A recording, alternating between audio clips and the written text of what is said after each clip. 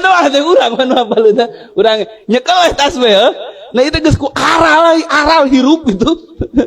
oh ada teh urang panapal sorangan itu nyekel tasbih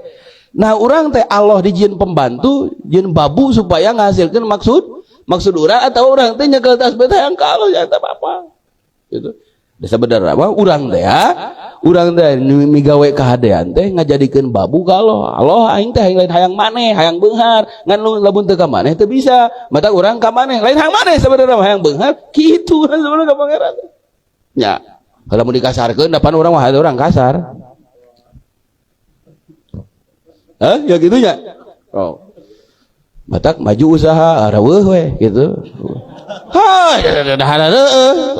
da lain hayang ka Allah lain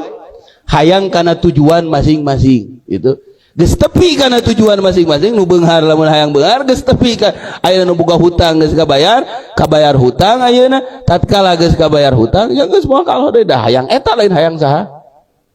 gitu matak bener ripuh wae teh sok kepikiran eta geus bararadak bener